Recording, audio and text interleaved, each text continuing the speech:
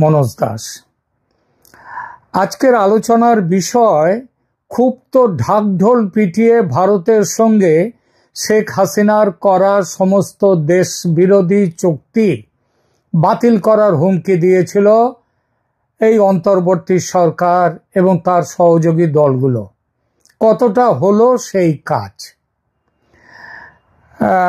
2024-এর 8 আগস্টে ক্ষমতায় এসে বাংলাদেশের অন্তর্বর্তী ইউনূস সরকার ঘোষণা করেছিল যে শেখ হাসিনার করা বাংলাদেশ ভারত বেশিরভাগ চুক্তি দেশের স্বার্থবিরোধী, তাই সেসব চুক্তি বাতিল করা হবে। তারা বেশ কিছু চুক্তির উল্লেখও করে। 1 বছর হয়ে গেছে। এই সময়ের মধ্যে এই বাতিল করার প্রক্রিয়া কতটা এগোলো সে বিষয়ে আজকাল কোনো জায়গায় কোনো কথা শোনা যায়নি।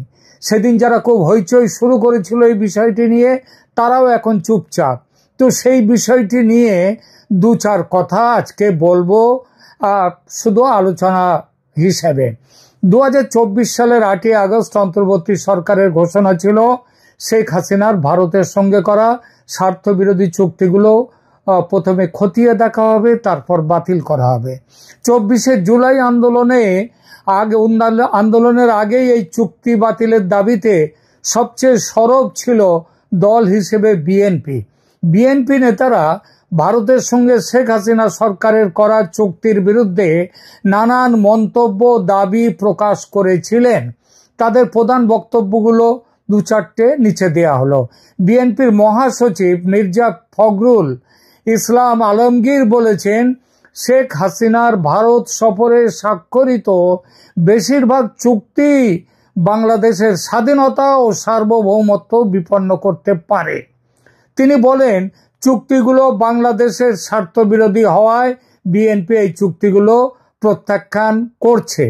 দেশের সার্বভৌমত্ব রক্ষার স্বার্থে বিএনপির জন্ম বলে তিনি উল্লেখ করেন।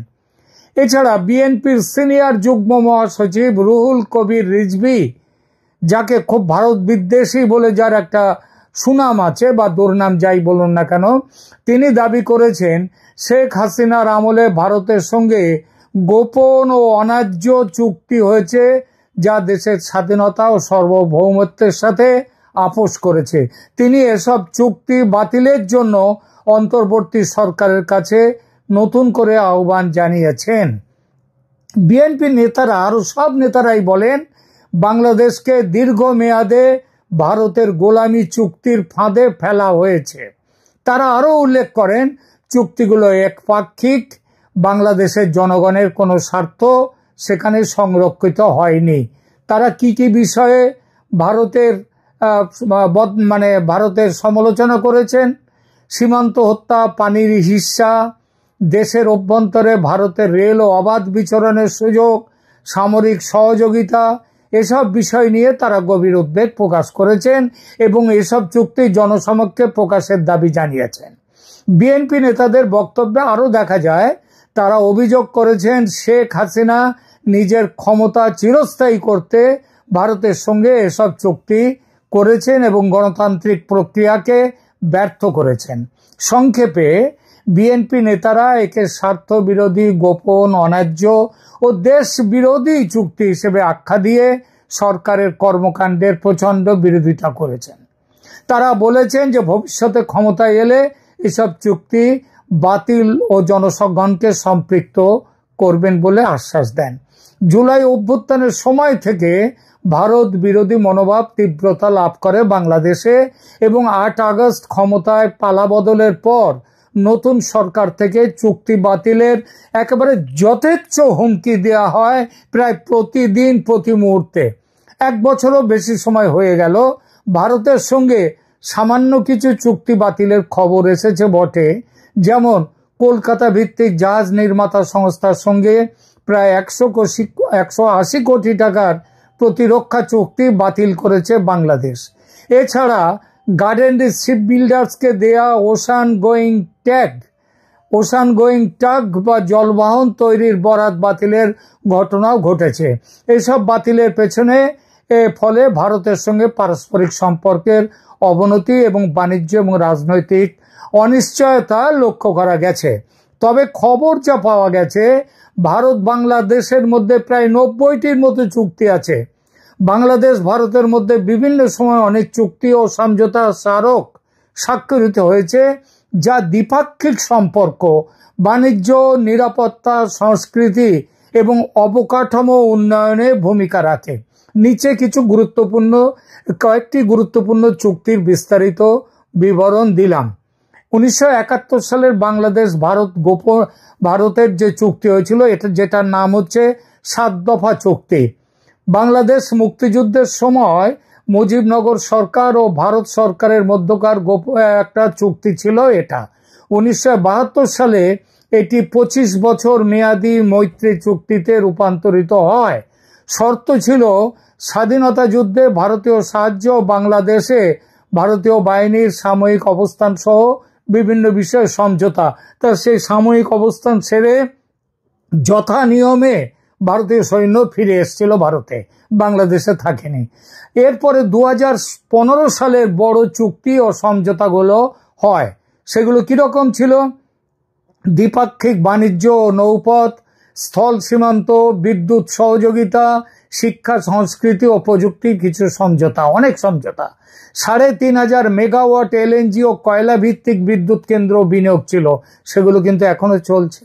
সামুদ্রিক নিরাপত্তা, মানব পাচার, জাল মুদ্রা বিরোধী কর্মসূচি, এই কর্মসূচিগুলো নিয়ে কয়েক মাস আগে ভারত এবং বাংলাদেশ কিন্তু যৌথ সমুদ্রে তারা মহড়া দিয়েছে। সীমান্ত হাট সম্প্রসারণ ও ছিটমহল বিনিময় হওয়াতে যে বাংলাদেশের লাভ হয়েছে এ অতি বড় অন্ধ জানে। ভারতের অনেক জমি বেশি চলে গেছে বাংলাদেশের দখলে, সেটা সবাই জানে। তবু রাজনীতি করবার জন্য এগুলো বলা হয়েছে যে ছিটমহল ইত্যাদি বিনিময় করে আমরা আমাদের সার্বভৌমত্ব, স্বাধীনতা হারিয়েছি ভারতের কাছে। এরপরে ধরুন রেলপথ সংযোগ ও বাস চলাচল চুক্তি। আগরতলা, ঢাকা, কলকাতা সরাসরি বাস সার্ভিস চালু হয়েছে এবং রেলপথ পুনরায় সংযুক্তকরণ হয়েছে। এতে লাভ হয়েছে কার? বাংলাদেশ থেকে যে বিপুল সংখ্যক মানুষ ভারতে আসে বিভিন্ন কাজে, সেই কাজগুলোর মধ্যে বড় থাকে মেডিকেল ভিসা পাওয়া, মেডিকেল এখানে চিকিৎসা সংক্রান্ত ব্যাপার। তাহলে তারা বাংলাদেশের কোনো লাভ হয়নি, কিন্তু বলা হচ্ছে কি এতে নাকি শুধু ভারতের লাভ। এরপরে পরিবহন ও ট্রানজিট সম্পর্কিত চুক্তি। একটি দেশ অন্য দেশের ভূখণ্ড ব্যবহার করে তৃতীয় দেশে পণ্য পরিবহন ও ট্রানজিট সুবিধা পাওয়া। এটা তো চীন করেছে পাকিস্তানের সাথে। এইটাই তো সিপিইসি, তার মূল তো এইটাই যে অন্য দেশের ভূখণ্ড ব্যবহার করা। কিন্তু ভারতের সাথে শেখ হাসিনা করেছেন, অতএব এটা খুব খারাপ, এর বিরোধিতা করতে হবে। কেন? এর ফলে ভারতের কি সুবিধা হয়েছে? বাংলাদেশের কোনো সুবিধা হয়নি। কিন্তু না, সেগুলো দেখা হবে না, কারণ রাজনীতি করতে হবে। এরপরে ধরুন মাসুলের বিনিময়ে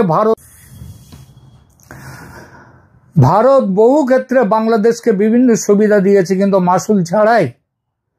এরপরে দেখুন ডিজিটাল পার্টনারশিপ ও পরিবেশ সহযোগিতা। বাংলাদেশ ভারত ডিজিটাল পার্টনারশিপের চুক্তি করেছে।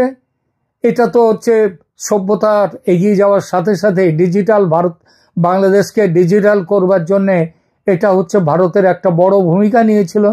গ্রিন পার্টনারশিপ, ব্লু ইকোনমি ও সমুদ্র গবেষণায় সহযোগিতা, এগুলোর কোনোটাই বাংলাদেশের স্বার্থের বিরুদ্ধে নয়, কিন্তু বলা হয়েছে, প্রচার করা হয়েছে এই সবই নাকি হচ্ছে ভারতের স্বার্থে।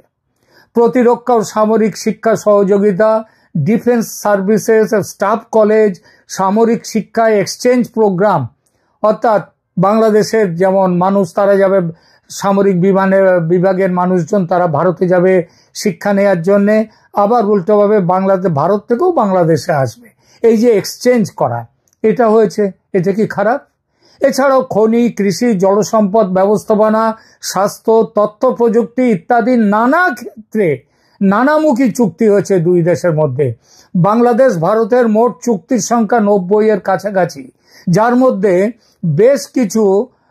বেশ কিছু চুক্তি নবায়ন ও নতুন চুক্তিও আছে। সাম্প্রতিক বছরগুলিতে বিশেষত বাণিজ্য, বিদ্যুৎ, ট্রানজিট এবং সীমান্ত সম্পর্ক উন্নয়নে গুরুত্ব দেওয়া হয়েছে। এগুলো বাংলাদেশের ও ভারতের সরকার বা সংশ্লিষ্ট মন্ত্রণালয়ের ওয়েবসাইটেও পাওয়া যায়, দেখে নিতে পারবেন। বহু চুক্তি বলেছি আগেই, বহু চুক্তি বাতিল হয়নি এবং কিছু চুক্তি এই আমলে কার্যকর পর্যন্ত হয়েছে। চুক্তি বাতিলের সিদ্ধান্ত মূলত ভারত নেয়নি, বাংলাদেশের অন্তর্বর্তী সরকারের পক্ষ থেকে নেওয়া হয়েছে। একদিকে অংশ বিশেষ চুক্তি বাতিল হলেও অনেক ক্ষেত্রে রাজনৈতিক ও অর্থনৈতিক জটিলতা, দ্বিপাক্ষিক সম্পর্কের অবনতি এবং আন্তর্জাতিক প্রভাব কাজ করছে, যা পুরোপুরি চুক্তি বাতিল বা পুনর্মূল্যায়নের ওপর প্রভাব ফেলছে। অন্তর্বর্তী সরকারও রাজনৈতিক চাপের মুখে পড়ে এবং এখন দেশ চালাতে গিয়ে যখন দেখছে এইসব চুক্তি শুধু বাংলাদেশের বিরুদ্ধে নয়, এটা ভারতের সপক্ষে নয়, এটা বাংলাদেশের পক্ষেও আছে, তখন তারা পুনর্বিবেচনা করছে। তাহলে মোটামুটিভাবে বলা যায় যে বাতিল বা না হওয়ার সিদ্ধান্ত বাংলাদেশের, তবে দুই দেশের মাঝে সম্পর্ক পরিপ্রেক্ষিতের ওপর ইতিমধ্যে এটা গুরুত্বপূর্ণ ফেলেছে। বাংলাদেশের স্বার্থ বিরোধী ভারতের সঙ্গে চুক্তির বেশ কিছু উদাহরণ সাম্প্রতিক সময়ে রাজনৈতিক ও সামাজিক অঙ্গনে আলোচিত হয়েছে। এসব চুক্তিতে অনেক সময় বাংলাদেশের সার্বভৌমত্ব, অর্থনৈতিক স্বার্থ, জাতীয় নিরাপত্তা ক্ষুণ্ণ হওয়ার আশঙ্কা করা হয়েছে। কিছু তারা বলছেন এই চুক্তিগুলো নাকি ভীষণই স্বার্থ বিরোধী চুক্তি, যেমন কি বিদ্যুৎ সরবরাহ চুক্তি, যেটা আদানি গ্রুপের সঙ্গে 25 বছর মেয়াদি ভিত্তিতে করা হয়েছে। তা সেটা যদি এতই খারাপ হয়ে থাকে, সেটা যদি বাংলাদেশের এত লোকসানের ব্যাপার হয়ে থাকে, তাহলে 1 বছর তো হয়ে গেল আদানির সঙ্গে, কেন সেই চুক্তি বাতিল করা হলো না? কেন ধার দেনা সত্ত্বেও আদানিকে বারবার অনুরোধ করে বিদ্যুৎ বন্ধ করো না, বিদ্যুৎ বন্ধ করো না এইসব বলতে হচ্ছে বাংলাদেশের এই সরকারকে? তারপর ধরুন রেল ট্রানজিট চুক্তি, বাংলাদেশি জনগণ মানে বাংলাদেশের ওপর দিয়ে ভারতের ট্রেন যাবে, দর্শনা দিয়ে প্রবেশ করবে, চিলাহাটি হলদিবাড়ি সীমান্ত দিয়ে ভারতের মধ্যে আবার ফেরত ভারতের মধ্যে ঢুকে যাবে। এই যে যাতায়াতের ব্যবস্থা, এর মধ্যে কি বাংলাদেশের কোনো সুবিধা হচ্ছে না? বাংলাদেশ কি সেখানে এই যে রেল লাইন তৈরি, এমনকি যেটা রেল লাইন বহুকাল ধরে বন্ধ ছিল, সেই রেল লাইন নতুন করে তৈরি করার পক্ষে ভারত সেখানে অর্থায়ন করেনি, ভারত কিছু করেনি, বাংলাদেশের মানুষ এই জায়গা দিয়ে যাওয়া আসা করেনি। এরপরে ধরুন ফেনী নদীর পানি সরবরাহ চুক্তি, ফেনী নদী থেকে 1.81 কিউসেক পানি ভারতের ত্রিপুরা রাজ্যে সরবরাহের বিষয়ে একটি চুক্তি হয়েছিল, যা বলা হচ্ছে এটা নাকি বাংলাদেশের পক্ষে, জলসম্পদের পক্ষে বিরাট ক্ষতি। ফেনী নদীর জল চুক্তিটা কি, তাহলে দুটো কথা বলা যাক। বাংলাদেশ ও ভারতের মধ্যে একটি সমঝোতা মোতাবেক ফেনী নদী থেকে 1.82 কিউসেক পানি সেটা তুলে নিয়ে ভারতের ত্রিপুরা রাজ্যের একটি সাবরুম নামে একটি শহর, সেই শহরে পানীয় জল সরবরাহের জন্য ভারতকে অনুমতি দেওয়া হয়েছিল এই চুক্তি অনুযায়ী। এই চুক্তিটি মূলত মানবিক কারণে করা হয়েছে, যাতে সাবরুম শহরের মানুষের জন্য নিরাপদ ও পর্যাপ্ত পানীয় জলের ব্যবস্থা করা যায়। এই চুক্তিটি স্বাক্ষরিত হয়েছে বাংলাদেশ ও ভারতের মধ্যে চলমান জলবন্টন বিষয়ক আলোচনার অংশ হিসেবে। ফেনী নদী একটি আন্তঃসীমান্ত নদী, দুদেশেই আছে, যা দক্ষিণ ত্রিপুরা জেলা থেকে উৎপন্ন হয়ে বাংলাদেশে ঢোকে এবং অবশেষে বঙ্গোপসাগরে গিয়ে মিলিত হয়। এই নদীর পানি বন্টন নিয়ে আলোচনা চলছিল দীর্ঘদিন, পরে একটি চুক্তি হয়। বাংলাদেশের বিভিন্ন মহল থেকে বলা হয়েছে ফেনী জল বন্টন চুক্তি নাকি বাংলাদেশের স্বার্থ বিরোধী, কিন্তু যারা এই বিরোধিতা করেন তারা ভুলে যান যে চুক্তি কখনো এক পক্ষের স্বার্থ দেখে না, দুপক্ষেরই লাভ লোকসান থাকে চুক্তির মধ্যে। গঙ্গার পানি বন্টন চুক্তিতে ভারতের ক্ষতি হলেও ভারত চুক্তি করেছিল আগামী বছর ডিসেম্বরে গঙ্গা চুক্তি মেয়াদ শেষ করবে। চুক্তি নবীকরণ করতে বাংলাদেশ খুব উৎসাহ দেখিয়েছিল, কিন্তু সম্পর্ক খারাপ হওয়ার ফলে ভারত সেই উৎসাহে কোনো পাত্তা দেয়নি, জল ঢেলে দিয়েছে। তাহলে ফেনী নদী নিয়ে যারা এত বড় বড় কথা বলেছিল জলবন্টন নিয়ে, তাহলে গঙ্গা জল বন্টন চুক্তি নিয়ে তারা এইবার কোন মুখে কথা বলতে আসবে? চট্টগ্রাম ও মোংলা বন্দরে ভারতীয় পণ্যের SOP স্বাক্ষর, যা বাংলাদেশের বন্দর ব্যবস্থাপনাকে ভারতীয় প্রভাবের অধীনে নিয়ে যাওয়ার সন্দেহ তোলা হয়েছে। কিন্তু মোংলা বন্দরে ভারত তো কাজ শুরু করে দিয়েছিল, সে কাজকে থামিয়ে দেওয়া হয়েছে। তো এরকম তারপরে বদলে সেখানে নিয়ে আসা হয়েছে চীনকে। অর্থাৎ বাংলাদেশ নিজে করেনি, ভারতকে দিলে আপত্তি, চীনকে দিলে আপত্তি নয়, পাকিস্তানকে দিলে আপত্তি নয়। এটাই তো আপত্তির মূল কারণ। ট্রানজিট ও করিডোর সুবিধা চুক্তি এটাও একতরফা নয়।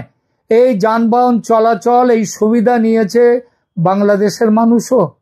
উল্লেখযোগ্য যেসব চুক্তি বাতিল হয়েছে তাদের কথা কয়েকটা আগেই বলেছি। ওই জাহাজ নির্মাণ, যে সমুদ্রগামী জলযান, সেইটা বাতিল করা হয়েছে।